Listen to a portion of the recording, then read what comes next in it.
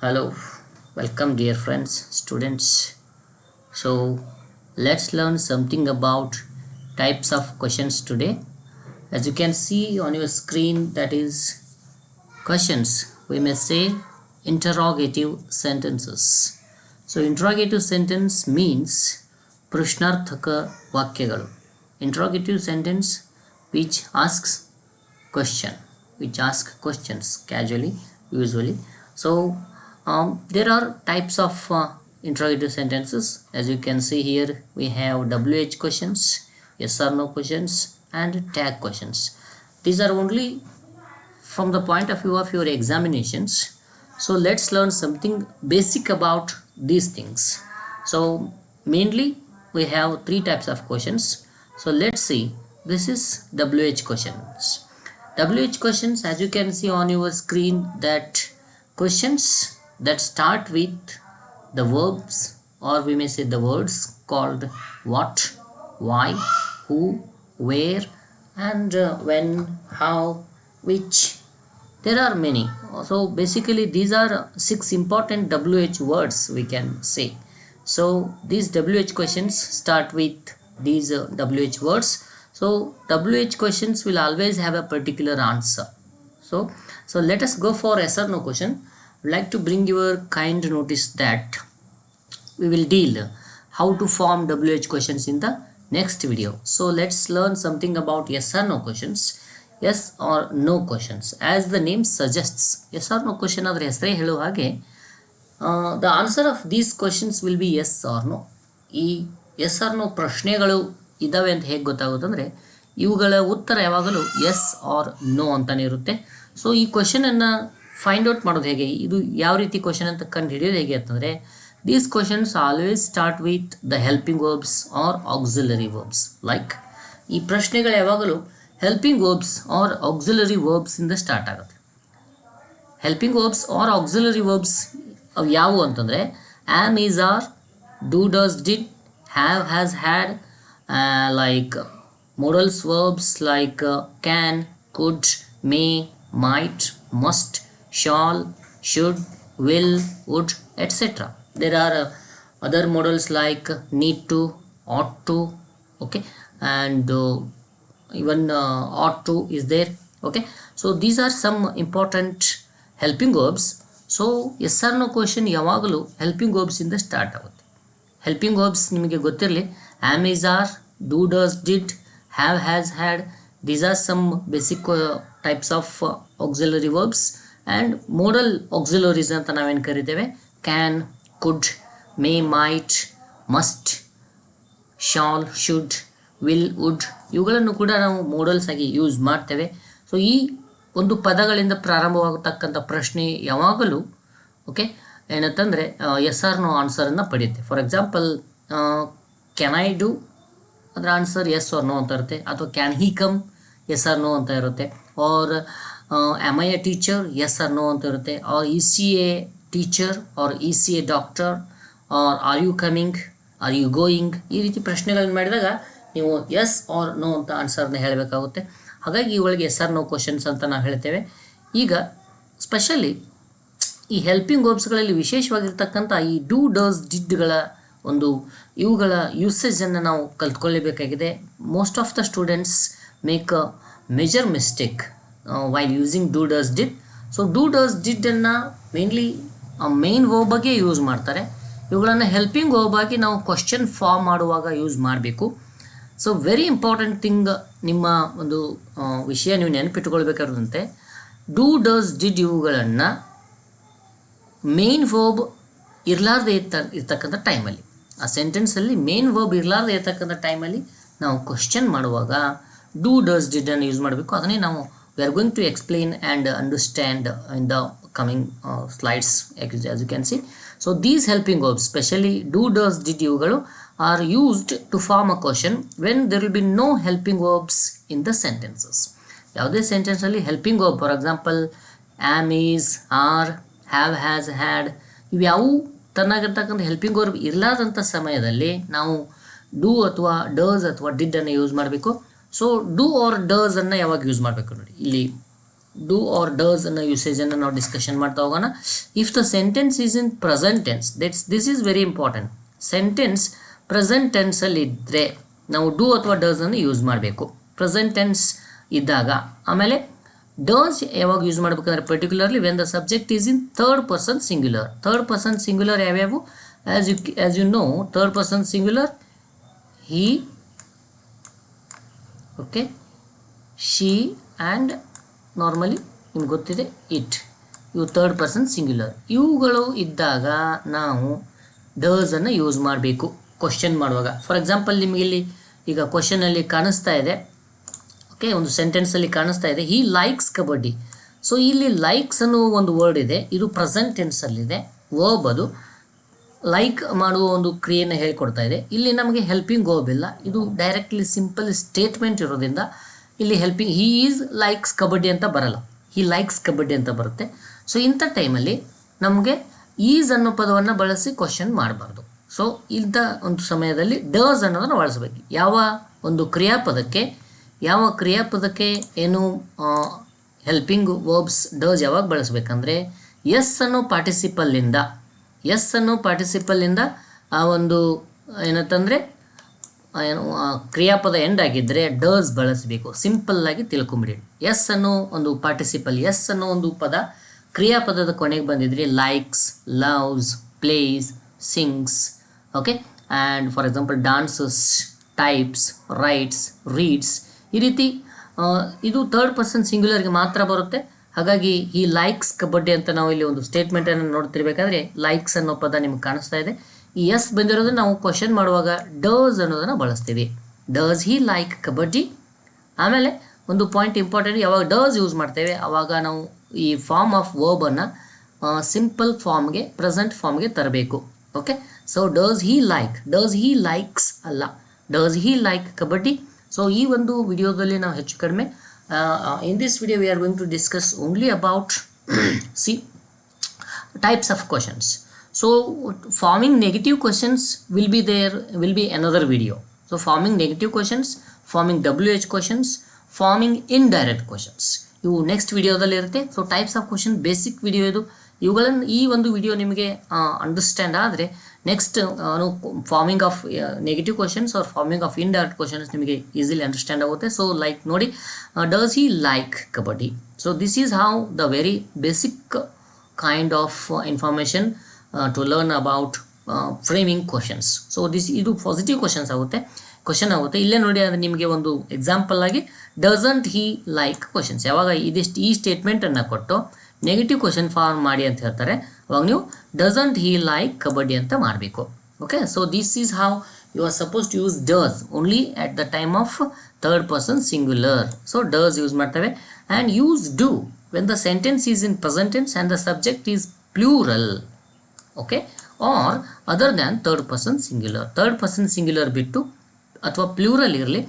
Subject ಅಂದರೆ ಯಾರು ಕ್ರಿಯೆಯನ್ನು, ಯಾರು ಕರ್ತೃ ಇರ್ತಾರಲ್ಲ, ಕ್ರಿಯೆಯನ್ನು ಪ್ರಯೋಗಿಸುವವರು, ಅವರು ಫಾರ್ ಎಕ್ಸಾಂಪಲ್ ಐ ಇರಲಿ, ವಿ, ಯು, ಓಕೆ.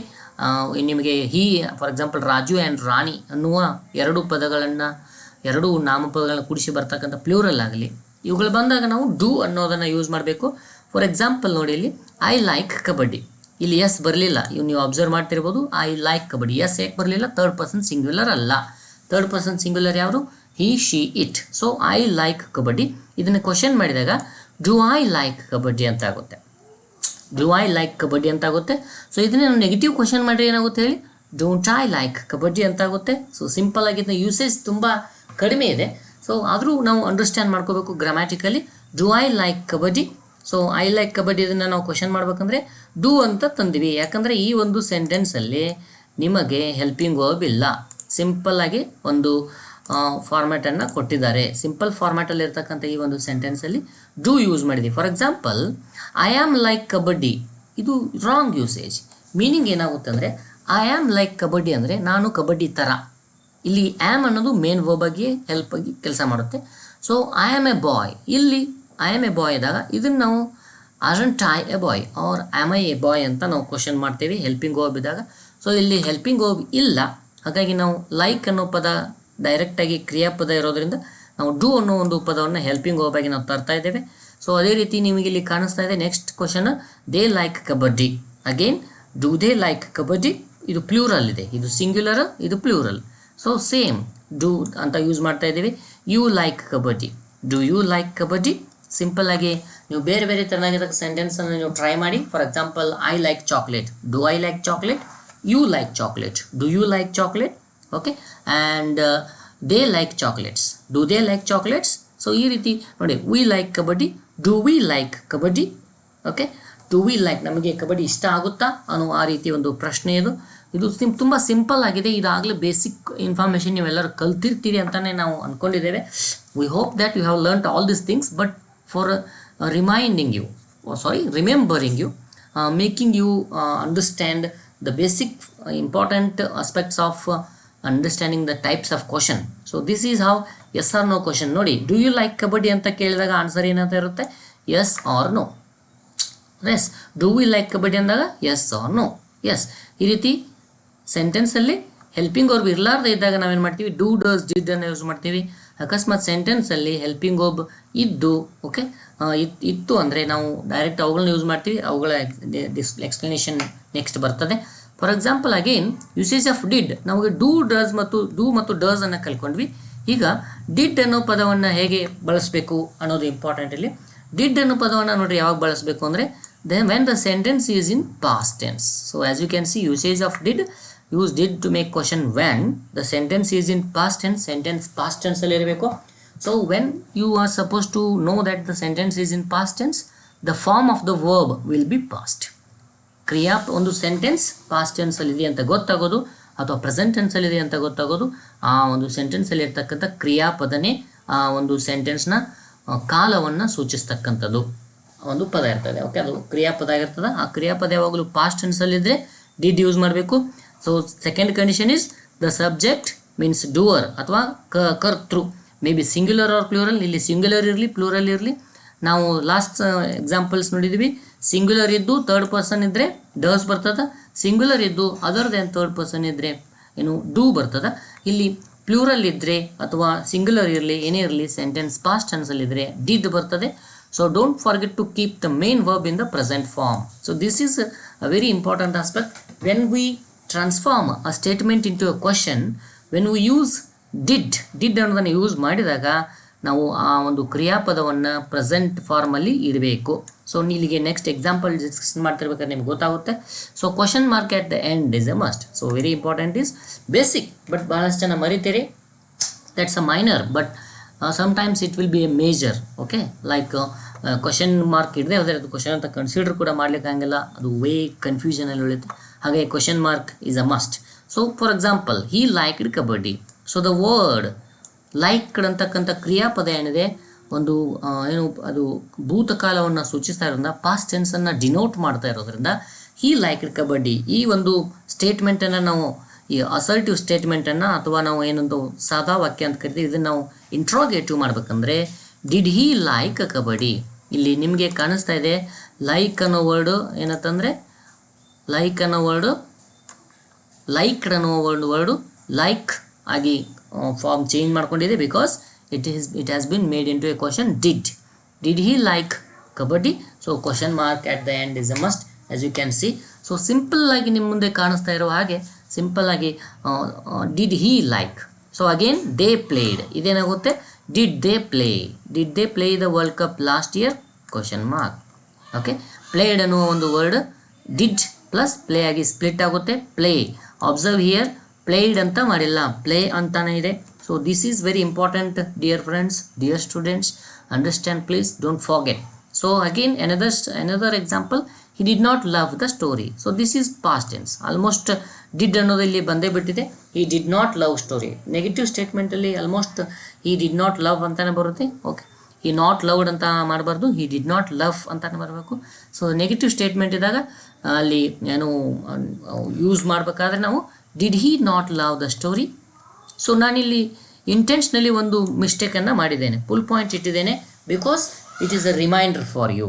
ಇದು ಒಂದು ಕೂಡ ನಿಮ್ಮ ಏನು ಇಂಪಾರ್ಟೆಂಟ್ ಏನಂತಂದರೆ, ನಾವೀಗ ಚೇಂಜ್ ಮಾಡ್ತೇವೆ, ಕ್ವಶನ್ ಮಾರ್ಕನ್ನು ಇಡ್ತೇವಲ್ಲ, ಇದು ನಿಮಗೆ ನೆನಪಿಡುತ್ತೆ. It will be kept in your memory. You will keep this in your memory.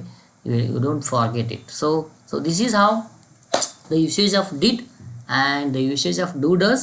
For example, do or does did ಅನ್ನು ಯಾವಾಗ ಯೂಸ್ ಮಾಡಬೇಕು? when there will be no helping verb. For example, other than this, for example, he is writing. Okay, is he writing? Okay, I am playing. Am I playing? Okay, and you are working in an office. Are you working in office? So am is are ಇದ್ದಾಗ ಅವುಗಳನ್ನೇ ನಾವು ಫಸ್ಟಿಗೆ ತಂದು form of questions ಅನ್ನು ಮಾಡ್ತೇವೆ. So like that ನಾವು have has had ಅನ್ನು ಕೂಡ ನಾವು ಡಿಸ್ಕಷನ್ ಮಾಡಬೇಕು. ಅದು ಕೂಡ ನಿಮ್ಗೆ ನೆನಪಿರಲಿ. ಹ್ಯಾವ್ ಹ್ಯಾಸ್ ಹ್ಯಾಡ್ ಕೂಡ ಅವು ಹೆಲ್ಪಿಂಗ್ ವರ್ಬ್ ಆಗಿ ಕೆಲಸ ಮಾಡ್ತವೆ. They have done their duty. Have they done their duty? They have done their duty. Have they done their duty? ಅವುಗಳ ಬಗ್ಗೆ ಡಿಸ್ಕಷನ್ ಇನ್ನೊಂದು ವಿಡಿಯೋದಲ್ಲಿ ಮಾಡ್ತಾ ಇದ್ದೇನೆ. So watch it later. So ಅದು ಬೇಸಿಕ್ಕಾಗಿ ತಿಳ್ಕೊಳ್ತಾ ಇದ್ದೀವಿ ನಾವು ಫಾರ್ಮ್ ಆಫ್ ಕ್ವಶನ್ಸ್. ಇನ್ನೊಂದು ಕ್ವಶನ್ ಏನಂತಂದರೆ, ಈಗ ನಾಗಲೇ WH ಕ್ವಶನ್ಸ್ ಹೇಳಿದ್ವಿ, ಆಮೇಲೆ ಇಂಟ್ರೊಡಕ್ಷನ್ ತೊಗೊಂಡಿದ್ವಿ, ಇಂಟ್ರೊಡಕ್ಷನ್ ತೊಗೊಂಡಿದ್ವಿ, and yes or no question. ಅದರಲ್ಲಿ usage of do does did ಅನ್ನು ನಾವು ಸ್ಪೆಷಲಿ ಹೈಲೈಟ್ ಮಾಡಿದ್ದೇವೆ. Other than that do does did ಅನ್ನು ಯೂಸ್ ಮಾಡೋದು ಗೊತ್ತಾದರೆ ಮುಗೀತು. ಇರಲಾರ್ದೆ ಇದ್ದಾಗ ಡೂ ಡಸ್ ಹೆಲ್ಪಿಂಗ್ ವರ್ಬ್ ಇರಲಾರ್ದೆ ಇದ್ದಾಗ ಡೂ ಡಸ್ ಡಿಡ್ ಯೂಸ್ ಮಾಡ್ತೇವೆ. ಹೆಲ್ಪಿಂಗ್ ವರ್ಬ್ ಇದ್ದರೆ ಅಂತೂ ಅದನ್ನೇ ತಗೊಂಡು ನಾವು ಫಾರ್ಮ್ ಆಫ್ ಕ್ವಶನ್ ಮಾಡ್ತೇವೆ. So tag question, this is very important aspect, dear friends. This video, about the information, the tag questions ನ ಬಗ್ಗೆ ಇರ್ತಕ್ಕಂಥ ಒಂದು ಇನ್ಫಾರ್ಮೇಷನ್ ಏನಿದೆ, this will be for your examination point of view, especially for BA, BCom, BSc anyway. So this is also very important aspect in when we keep in the mind about competitive examinations. So from the point of view of competitive examinations are also very important. So as you can see, ನೀವು ನೋಡಿ, take the question paper of SDA, FDA, KAS, IAS or banking examinations or any other SSC. Take the example of any question paper without tag questions. Maybe 99% tag questions will be there. Exceptional cases I don't mention, but tag questions ಇರಲಾರ್ದ ಪ್ರಶ್ನೆ ಪತ್ರಿಕೆ ಇರ್ಲಕ್ಕೆ ಸಾಧ್ಯನೇ ಇಲ್ಲ, because tag questions is a must. So tag question is a part of spoken English as well. ನಾವು ಮಾತಾಡುವಾಗ ಇಲ್ಲಿ ನಾವು discussion ಮಾಡ್ತಾ ಹೋಗೋಣ. ಸ್ಪೋಕನ್ ಇಂಗ್ಲೀಷಲ್ಲೂ ಕೂಡ ಟ್ಯಾಗ್ ಹೇಗೆ ಯೂಸ್ ಆಗುತ್ತೆ ಅಂತ ನಾವು ಆವಾಗವಾಗ ಇನ್ಫಾರ್ಮೇಷನ್ ಕೊಡ್ತಾ ಇದ್ದೇವೆ ನೋಡಿ. So what is the meaning of the word tag? As you can see, so something will be there. ಇದಕ್ಕಾಗಿ ಇದ್ರ ಜೊತೆ ಇನ್ನೊಂದು ಟ್ಯಾಗ್ ಆಗಿರುತ್ತೆ ಅಷ್ಟೇ. ಇಲ್ಲಿ ಸಿಮ್ಥಿಂಗ್ ಇದಕ್ಕೊಂದು ಟ್ಯಾಗ್ ಇರುತ್ತೆ ಅಷ್ಟೇ, ಜಾಯಿನ್ ಅಂತ, ಅಡಿಷನಲ್ ಅಂತ. ಸೊ ಈಗ ಫಾರ್ ಎಕ್ಸಾಂಪಲ್ ನೋಡಿ, ಇದ್ರ ಮುಂದೆ this is a question usually asked to confirm the assertion or the statement. ನಾವು ಹೇಳಿರ್ತಕ್ಕಂಥ ಮಾತನ್ನು, ನಾವು ಅಸರ್ಟ್ ಮಾಡಿರ್ತಕ್ಕಂಥ ಸ್ಟೇಟ್ಮೆಂಟನ್ನು ಕನ್ಫರ್ಮ್ ಮಾಡೋ ಸಲುವಾಗಿ ನಾವು ಯಾವಾಗಲೂ ಟ್ಯಾಗನ್ನು ಯೂಸ್ ಮಾಡ್ತೇವೆ. ಅದು ಟ್ಯಾಗ್ ಕ್ವಶನ್ ಅಂದ್ರೆ ಒಂದು ಸ್ಟೇಟ್ಮೆಂಟ್ಗೆ ಒಂದು ಟ್ಯಾಗ್ ಆಗಿ ಬರುತ್ತೆ. ಸ್ಟೇಟ್ಮೆಂಟ್ಗೆ ಬರ್ತಕ್ಕಂಥ ಸಣ್ಣದಾಗಿರ್ತಕ್ಕಂಥ ಪ್ರಶ್ನೆ ಟ್ಯಾಗ್ ಕ್ವಶನ್. ಅದರಲ್ಲಿ ಏನು ಆಸ್ಪೆಕ್ಟ್ ಇದೆ, ಅದನ್ನು ಹೆಂಗೆ ಯೂಸ್ ಮಾಡಬೇಕು, I will be definitely trying very confirmatively that you have to learn tag question. ತುಂಬ ಟ್ರೈ ಮಾಡೋಣ, ನೋಡೋಣ, ಆದಷ್ಟು ಈಸಿಯಾಗಿ ತಿಳಿಸೋಕೆ ಟ್ರೈ ಮಾಡ್ತಾನೆ. This is a question usually asked to confirm the assertion or the statement. So for example, I like kabaddi, don't I? Okay, ನಾನು ಕಬಡ್ಡಿ ಆಡ್ತೇನೆ ಅಲ್ವಾ? ನಾವು ಪ್ರತಿ ಸರ್ತಿ ಮಾತಾಡುವಾಗ let us speak something about Kannada here. ಪ್ರತಿ ಸರ್ತಿ ಏನಾದರೂ ಒಂದು ವಿಷಯವನ್ನು ನಾವು ಸ್ಪಷ್ಟಪಡಿಸಿದಾಗ ಅದನ್ನು ಕನ್ಫರ್ಮ್ ಮಾಡಿಸೋಲಾಗೆ ಕಡೆಗೆ ಒಂದು ಸಣ್ಣದಾಗಿರ್ತಕ್ಕಂಥ ಪ್ರಶ್ನೆ ಮಾಡ್ತೇವೆ, ಅದೇ ಟ್ಯಾಗ್ ಕ್ವಶನ್. ನಾಳೆ ನೀನು ಬರಲ್ಲ, ಹೌದು ತಾನೆ? ನೋಡಿ, ಹೌದು ತಾನೆ ಅನ್ನೋದು ಅದು ಸರಳವಾಗಿ ಕನ್ನಡದಲ್ಲಿರ್ತಕ್ಕಂಥ, ಕನ್ನಡ ಭಾಷೆಯಲ್ಲಿರ್ತಕ್ಕಂಥ ಟ್ಯಾಗ್ ಕ್ವಶನ್. ಅದೇ ರೀತಿ ನಾವೆಲ್ಲಿ ಇಂಗ್ಲೀಷ್ನಲ್ಲಿ ಟ್ಯಾಗ್ ಕ್ವಶನನ್ನು ಹೊಂದಿದ್ದೇವೆ. So usually when we speak English we use tag questions, especially the native speakers. 99% they use tag questions, but the other than native speakers, say foreign speakers, use very much less tag questions. So that's how the difference between natives and the foreigners. Let us understand tag question from the point of view of examination. So I like kabaddi. So this is how it is in present tense. So one more thing is, there is no helping verb. So because of that reason, the form of do is there, don't I. So just observe the examples. Let us learn some rules later. So Ramesh likes kabaddi. So likes, yes, is here. Because of that reason, that is does. Doesn't he? So he, I, observe these things. So these are pronouns, and they like kabaddi. So they like, yes, and don't they. You know why don't? Because the subject is plural and there is no helping verb. That's how they don't they like kabaddi, don't they? So observe not, the short form of not is int. So she is a singer, isn't she? So here it is, the helping verb is there, isn't she, helping verb has been brought, so int normally negative and she the pronoun. They are players, aren't they? So these are some basic examples about the tag questions, examples of tag questions. They liked kabaddi, liked, past tense. So didn't they. So this is how tag questions will be there. So let us learn something more about tag questions. So some rules to keep in mind while transforming while adding tag questions. We may say while adding tag questions, tag question add ಮಾಡುವಾಗ ನೀವು ಕೆಲವೊಂದಿಷ್ಟು ಸರಳವಾಗಿರ್ತಕ್ಕಂಥ ರೂಲ್ಸನ್ನು you have to keep in mind, ನೆನಪಲ್ಲಿ ಇಟ್ಕೊಳ್ಬೇಕು ಅಂತ ಅದರ ಅರ್ಥ.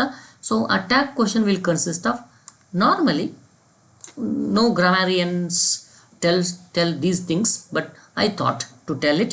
So there will be a helping verb like, okay, ಒಂದು helping verb ಇರುತ್ತೆ as you can see, and negative or positive. So what you have to do is start tag questions with a helping verb, condition number 1.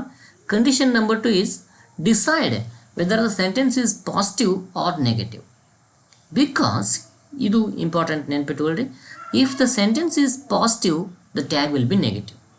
If the sentence is negative tag will be positive. ಒಂದು ವಾಕ್ಯ positive sentence positive ಇದ್ದರೆ ನಮಗೆ tag ಯಾವಾಗಲೂ negative ಬರ್ತದೆ. Negative ಮಾಡುವಾಗ ನಾವು ಮಾಡಬೇಕಾಗಿರ್ತಕ್ಕಂಥ ಒಂದು simple ಆಗಿ ಕೆಲಸ ಏನಂದರೆ ಒಂಚನ್ನ ನಾವು ಒಂದು ಹೆಲ್ಪಿಂಗ್ ವರ್ಬ್ಗೆ ಆ್ಯಡ್ ಮಾಡಬೇಕು, don't. So at last the third point is pronoun. We have to use pronoun compulsory, even if in the sentence there is a proper noun, for example Rajesh, or for example John, anybody, right? ಈ ರೀತಿ proper nouns ಇದ್ರೂ ಸಹ ನಾವು ಎಂಡ್ಗೆ ಏನು ಮಾಡಬೇಕಂದ್ರೆ ಪ್ರೊನೌನ್ಸನ್ನು use ಮಾಡಬೇಕು. So right. And question mark, this is must. Without question mark it will not be A tag question, it will B only tag. Okay, tag question ಅಂತ confirm ಆಗಲಿಕ್ಕೆ ನೀವು question mark. So this is how question mark is a must. So 4 aspects: helping verb, positive or negative, pronoun and question mark. So here do I, ಇದು do I ಯಾವಾಗ ಬರುತ್ತೆ ನಿಮಗೆ ಗೊತ್ತಾಗುತ್ತೆ ಈಗ ಏನಂತಂದರೆ, when the sentence is negative then it will be positive tag. For example, I don't like cricket. I don't, it is there, it in the sentence itself don't is there, so the sentence is negative, so the positive tag do I. Yes, for example, I don't love maths, for example, do I. Okay, I don't like idli, do I don't come tomorrow, do I. Okay, I don't accompany you, do I don't attend the classes, do I. Like this. So when there will be a negative sentence, tag will be positive. When there will be a positive sentence, tag will be negative. So this is very important. These are some important points to keep in mind when we are going to transform or when we are going to add a tag to our sentences. So let us learn some examples with explanation. Let's go. Yes, some example for tag questions. So let us learn, dear friends, it's very important aspect. Kindly you are requested to go through the examples. I am a teacher. See, there is a helping verb, but and the sentence is positive because not is there. Sentence is positive, so the tag must be negative, and the pronoun itself here it is I, right? So do not bother about the things next. These things are very important. Helping verb, pronoun, okay, singular or plural, or and positive or negative. So this is an exceptional case. According to rule, the tag must be amon tie. Tag ಏನು ಇರಬೇಕಾಗಿತ್ತು rule ಪ್ರಕಾರ? Aman try ಇರಬೇಕಾಗಿತ್ತು. Aman try ಅನ್ನೋದು ಇಂಗ್ಲೀಷ್ನಲ್ಲಿ tag ಬರೋಂಗಿಲ್ಲ. ಏನು try ಬರುತ್ತೆ? R ಇನ್ನೊಂದು ಏನು ಬರುತ್ತೆ ಅಂದರೆ ಆರನ್ ಟ್ರೈ. ಇದು ಬಹಳಷ್ಟು ಕಾಂಪಿಟೇಟಿವ್ ಎಕ್ಸಾಮಿನೇಷನಲ್ಲಿ ರಿಪೀಟ್ ಆಗಿರ್ತಕ್ಕಂಥ ಒಂದು ಸ್ಟೇಟ್ಮೆಂಟ್. ಓಕೆ, ಯಾವಾಗಲೂ ಐ ಆಮ್ ಯೂಸ್ ಮಾಡಿ ಸೆಂಟೆನ್ಸ್ ಪಾಸಿಟಿವ್ ಇದ್ದರೆ ನೀವು ಯೂಸ್ ಮಾಡಬೇಕಾಗಿರ್ತಕ್ಕಂಥ ಏನು ಟ್ಯಾಗ್ ಯಾವುದಂತಂದರೆ aren't I are ain't I. ಇದು ಏಂಟ್ ಐ ಅಂತ ಯೂಸ್ ಮಾಡೋದು ನೇಟಿವ್ಸ್ ಯೂಸ್ ಮಾಡ್ತಾರೆ. ಗ್ರಾಮ್ಯಾಟಿಕಲಿ ನಾವೇನಂತ ಯೂಸ್ ಮಾಡಬೇಕು, aren't I. Okay, I am a teacher, aren't I. I am a doctor, aren't I. If the same example, ಇದೇ example I am not a teacher ಆಗಿದ್ದರೆ ಆವಾಗ am I ಅಂತ ಬರುತ್ತೆ. ಯಾವಾಗ statement negative ಇದ್ದು helping verb am ಇದ್ದರೆ am I ಅಂತ ಬರುತ್ತೆ. So exceptional cases I request you people to watch the video again and again and understand the explanation. I think I'm hoping that I'm explaining the things very simply, right? So let us go for the next example. He is a teacher. So helping verb is there, pronoun is there, and as you can see the statement is positive. So isn't he? Here you have to understand that the pronoun must come and at the end the question mark. She runs a shop. So this is another example, another important example. As you can see in this sentence, there is no helping verb. Runs, the third person singular, okay, statement. She runs a shop. When there will be no helping verb, bring does. We have done one thing, and the sentence is positive. Add nt and the pronoun she and the question mark. So these are some 4. 1, 2, and this is third one, and this is the fourth one. This is complete tag, right? Let us go for the next example. She doesn't run a shop. So sentence is negative. As you can see, as you can observe the sentence statement, she doesn't run a shop. She runs. Here there is no runs, it is run only because does is there. So doesn't run. So the tag must be positive because doesn't here, does, and the pronoun she and the question mark. Okay, right? You are a student. You are a student. Helping verb is there. So sentence is positive. Aren't. You know why aren't? Because sentence we have are, the helping verb, and the sentence is positive and the pronoun you. Yes, simple question mark. So as you can see now I think you have been getting it easily. So let us go for the next example. You are not a thief. So the sentence is negative. It's a very easy sentence, right? You are not a thief. So the helping verb and the negative impactor are the helping verb, and we must not add nt here, right? We must not add nt because the sentence itself is negative. So this is how we must not add this. You must remember. Are you, simply, right? Are you question mark. They love kabaddi. They love kabaddi. They plural, and there is no helping verb do. Don't bring does. Okay, ಇಲ್ಲಿ does ತರಬಾರ್ದು, love, because ಇಲ್ಲಿ do form ಅನ್ನು ತರ್ತೇವೆ ಅಥವಾ do ಫಾರ್ಮ್ನ do ಅನ್ನೋ ಪದವನ್ನು ತರ್ತೇವೆ. ಅಂಟ್ ಯಾಕೆ ಅಂದರೆ ಸೆಂಟೆನ್ಸ್ ಪಾಸಿಟಿವ್ ಇದೆ, ಅಂಟ್ ಅಂತ ತಗೊಂಡ್ವಿ, and the pronoun, right? They, for example ಇಲ್ಲಿ ದೇ ಅನ್ನೋ ಬದಲಾಗಿ ಯಾರ್ದೋ ಇಬ್ಬರು ಹೆಸರು ಜಾಯ್ನ್ ಆಗಿರುತ್ತೆ. For example Rakesh and Ramesh love kabaddi. Rakesh and Ramesh plural ಆಯಿತು. ಇಂಥ ಟೈಮಲ್ಲಿ ನೀವು ಡೋಂಟ್ ದೇ ಅಂತಲೇ ತರಬೇಕು. ರಾಕೇಶ್ ಮತ್ತು ಕಬಡ್ಡಿ ಆಡುತ್ತಾರೆ ಅಲ್ವಾ ಅವರು ಅಂತ ನಾವು ಕ್ವಶನ್ ಮಾಡ್ತೇವೆ. ಅಲ್ಲಿ ಅಲ್ವಾ ರಾಕೇಶ್ ರಮೇಶ್ ಅಂತ ಮತ್ತೊಮ್ಮೆ ರಿಪೀಟ್ ಮಾಡೋಂಗಿಲ್ಲ. So this is our common sense. Grammar is just A common sense mathematics, we may say, right? Common sense mathematics ಥರ ಗ್ರಾಮರ್ ಇರ್ತದೆ. Simply the thing is we need to understand with a open mind or with a open heart, or we may say with courage. Some things are necessary to learn some extraordinary things in English or in mathematics. So they do not love kabaddi. So the exact opposite of the upper statement, that is they love, they do not love, right? So already the sentence is negative, so positive tag, helping verb do, and the pronoun they and the question mark, right? And we liked kabaddi, didn't. See, important. Yeah, this is past tense. Because of that reason, did, and the sentence is positive, so negative tag and the subject, or we may say pronoun, that is we, and the question mark. So 4 aspects. It's very easily visible. The same thing in the next example. We did not like kabaddi. The exact opposite of the upper statement, that is we liked and we did not like kabaddi. So as you know, the sentence is negative, so go for the positive tag and the help pronoun is we, so the question mark, right?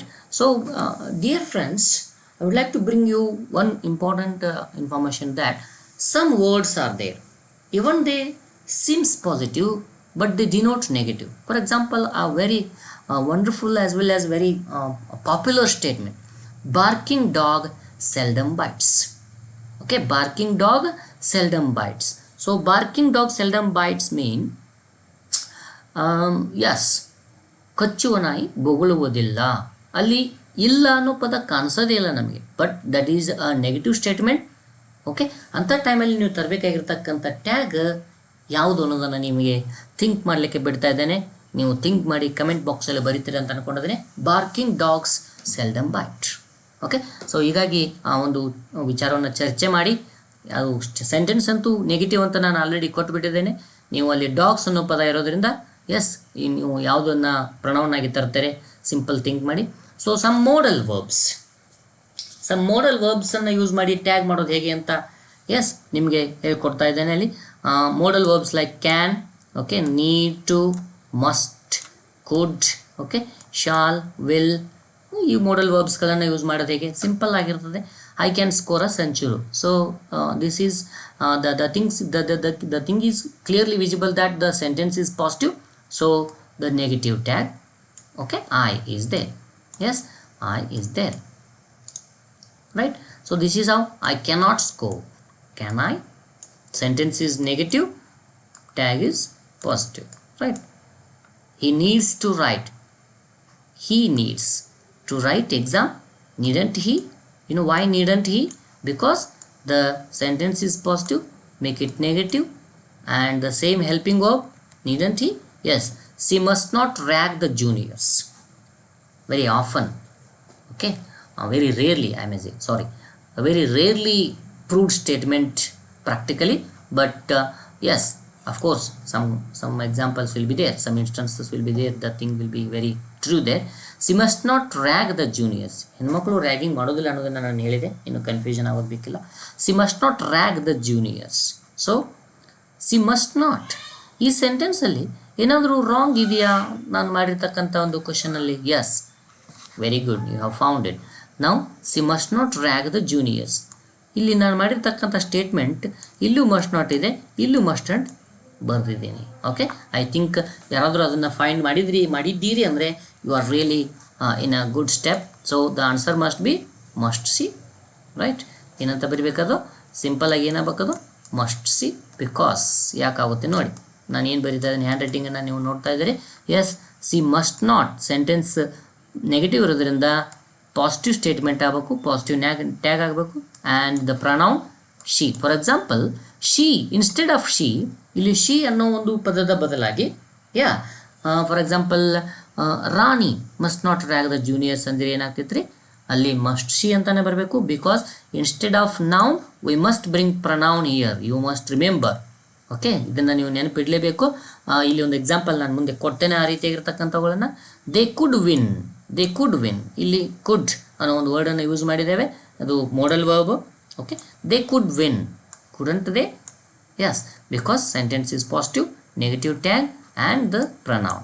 So pronoun, usage of pronoun ಈಗ next ಸ್ಲೈಡಲ್ಲಿ ನಿಮಗೆ clear ಆಗುತ್ತೆ. Next ಕ್ವಶನಲ್ಲಿ Rajaji. So this is a noun. Rajaji could not come yesterday. So there are almost all the points will be covered here. So the sentence is negative, not is there, that is how could, because helping verb is there, could helping verb is there. And see, instead of Rajaji we have to bring the related pronoun. If it is not Rajaji agre ಏನಪ್ಪ ಅಂದರೆ ಮಹಾರಾಣಿ ಆಗಿದ್ದರೆ, what the word would have been here it would have been she. Okay, or instead of Rajaji or Maharani, if there would be two, or I mean plural. Okay, for example, again Rakesh and Ramesh could not come yesterday. What the pronoun would have been here? they. ಇಲ್ಲಿ the pronoun ಏನಾಗ್ತಿತ್ತು? they ಅಂತ ಆಗ್ತಿತ್ತು. ಯಾವಾಗ ರಾಕೇಶ್ ಮತ್ತು ರಮೇಶ್ ಅಂತ ನಾವು ಪದವನ್ನು ಇಲ್ಲಿ ಇನ್ಸ್ಟೆಡ್ ಆಫ್ ರಾಜಾಜಿ ಬಳಸಿದ್ವಿ ಅಂದರೆ, ಇಲ್ಲಿ ಪ್ಲೂರಲ್ ಇದ್ದರೆ ಅದಕ್ಕೆ ಸಂಬಂಧಪಟ್ಟಂಥ ಪ್ರೊನೌನ್ ಬರಬೇಕು. ಸಿಂಗ್ಯುಲರ್ ಇದ್ದರೆ ಅಲ್ಲಿ ಯಾವ ಒಂದು ಏನು ಫಾರ್ ಎಕ್ಸಾಂಪಲ್ ಐ ಮೇ ಸೇ ರಾಜಾಜಿ ಇದ್ದರೆ ಹಿ ಆರ್ ರಾಣಿ ಇದ್ದರೆ ಶಿ. ಜೆಂಡರ್ ಯಾವುದಿರ್ತದೆ ಅದನ್ನ ಕನ್ಫರ್ಮ್ ಮಾಡ್ಕೊಂಡು ನೀವು ಅದಕ್ಕೆ ಸರಿಯಾಗಿ ಸೂಟ್ ಆಗ್ತಕ್ಕಂಥ ಪ್ರಣವನನ್ನು ಕಂಪಲ್ಸರಿ ತಗೊಂಡು ಬರಬೇಕು. This is how. Okay, and John shall win the race. Okay, shall not ಅಂತ ಇದನ್ನು ನಾವು ಮಾಡಬೇಕಾಗಿತ್ತು, ಅದರ short form shan't he. Yes, John shall win the race. So he ಯಾಕೆ ಬಂತಿಲ್ಲಿ? Because here it is a John. So yes, he it is, right? Shan't he? Question mark is a must. I think you have been observing. So last two examples. Yes, as you can see Rashmi here. Rashmi will make it this time. You know what is the meaning of this sentence? ಈ ಸರಿ ಅವಳು ಎಕ್ಸಾಮನ್ನು pass ಮಾಡೇ ಮಾಡ್ತಾಳೆ, ಅಥವಾ ರೇಸಲ್ಲಿ win ಆಗೇ ಆಗ್ತಾಳೆ, ಅಥವಾ ಈ ಸರ್ತಿ ಆ ಒಂದು ಏನು ಒಂದು ಕಾಂಪಿಟೇಷನಲ್ಲಿ ವಿನ್ ಆಗೇ ಆಗ್ತಾಳೆ ಅನ್ನೋದನ್ನು ನಾವು ಈ ರೀತಿಯಾಗಿ ಹೇಳಬೇಕು. Rashmi will make it this time. So it means that she lost last time. ಅವಳು ಲಾಸ್ಟ್ ಟೈಮ್ ಸೋತಿರ್ತಾಳೆ, ಈ ಸರ್ತಿ ಅವಳು ಮಾಡೇ ಮಾಡ್ತಾಳೆ ಅಂತ ನಾವು ಹೇಳ್ತಿರ್ತೀವಿ. ಬಿಕಾಸ್ ಏನು ರೇಸ್ ವಿನ್ ಆಗ್ಬೋದು, ಅಥವಾ ಏನು ಫಾರ್ ಎಕ್ಸಾಂಪಲ್ ಎಕ್ಸಾಮಲ್ಲಿ ಪಾಸ್ ಆಗ್ಬೋದು, ಯಾವುದೋ ಒಂದು ಇನ್ಸ್ಟೆನ್ಸ್ ಸಿಚುವೇಶನಲ್ಲಿ ನಾವು ಈ ರೀತಿಯಾಗಿರ್ತಕ್ಕಂಥ ಸ್ಟೇಟ್ಮೆಂಟನ್ನು ಕೊಡ್ತಿರ್ತೇವೆ. So will and Rashmi, observe these things. So the helping of will is there. So ಅದರದ್ದು ಪಾಸ್ಟ್ ಏನು ನೆಗೆಟಿವ್ ಪಾಸಿಟಿವ್ ಇರೋದ್ರಿಂದ ವಿಲ್ ನಾಟ್ ಅಂತ ಬರಬೇಕು, ಬಟ್ ಅದರದ್ದು ಶಾರ್ಟ್ ಏನಾದ್ರು ಬರ್ತದೆ, ಓಂಟ್ ಅಂತ ಬರ್ತದೆ. ಓಂಟ್ ಅಂದರೆ ಏನು ಅಂತ ಭಾಳಷ್ಟು ಜನರಿಗೆ ಗೊತ್ತೇ ಇರೋಂಗಿಲ್ಲ. ಸೊ ದಯವಿಟ್ಟು ಅಂಡರ್ಸ್ಟ್ಯಾಂಡ್ ಮಾಡ್ಕೊಳ್ಳಿ. Won't means will not with the short form won't. So she ಅನ್ನೋ ಒಂದು ಪ್ರಣವನನ್ನು ತಂದಿದ್ದೇವೆ ಇಲ್ಲಿ. Because of this is feminine gender, here it is masculine, that is why he. Here it is feminine, that is why it is she, right? So the things are clear, I think. ನಾವು Mohan want, the sentence is negative, so positive ಟ್ಯಾಗನ್ನು ತಗೊತೀವಿ. Instead of Mohan, we have to use he and the question mark. So until now, in this module, we may say in this class, we have understood types of question, especially WH question and yes or no question, and usage of do, does, did, especially while forming questions, while preferring to form the questions. We may say interrogative sentences, especially yes or no questions, and tag questions. Tag question ಅನ್ನು ಸ್ವಲ್ಪ ಎಕ್ಸ್ಟ್ರಾರ್ಡಿನರಿಯಾಗಿ ಹೇಳಿದ್ದೇನೆ, because as I guess, I hope there will be no examination, or there will be no exam question paper without a tag, even almost all the competitive examinations. For your confirmation, refer some question papers, even primary school teacher appointment, high school teacher appointment. These questions are must. Okay, these questions will be there as you go through. So until now we have understood all these things. So thank you very much for watching this video, and in the next video I am going to let you know about making indirect questions and framing negative questions. So especially all those things will be dealt, and especially WH questions, let us understand in some details when we have to what kind of WH word we have to use when. Okay, so and yes or no question, I think we have done something. Let us in the next video also, ಮುಂದಿನ ವಿಡಿಯೋದಲ್ಲಿ ಕೂಡ S or no questions ಸ್ವಲ್ಪ using direct helping verbs ಅನ್ನ, ಆಮೇಲೆ S or no question ಇದ್ದಾಗೂ ಕೂಡ negative ಹೇಗೆ ಮಾಡಬೇಕು, WH question ಇದ್ದಾಗ ನೆಗೆಟಿವ್ ಕ್ವಶನ್ಸ್ ಹೇಗೆ ಮಾಡಬೇಕು, ಆ್ಯಂಡ್ ಒಂದು ಸ್ಟೇಟ್ಮೆಂಟನ್ನು ಕೊಟ್ಟಾಗ, ಒಂದು ಸಿಂಪಲ್ ಆಗಿರೋ ಕ್ವಶನನ್ನು ಕೊಟ್ಟಾಗ ಅದನ್ನು ಇನ್ಡೈರೆಕ್ಟ್ ಕ್ವಶನ್ ಹೇಗೆ ಮಾಡಬೇಕಂತ ನೆಕ್ಸ್ಟ್ ಒಂದು ವಿಡಿಯೋದಲ್ಲಿ ನೋಡೋಣ. Including referring to your question paper format. ನಿಮ್ಮ ಕ್ವಶನ್ ಪೇಪರ್ ಫಾರ್ಮ್ಯಾಟ್ ಯೂಸ್ ಮಾಡಿಕೊಂಡು ನೆಕ್ಸ್ಟ್ ಎಲ್ಲ ಇನ್ಫಾರ್ಮೇಷನ್ ಡಿಸ್ಕಷನ್ ಮಾಡ್ತಾ ಇದ್ದೇನೆ. So thank you very much. Meet you in the next module, next lesson. Thank you. ನಮಸ್ತೆ.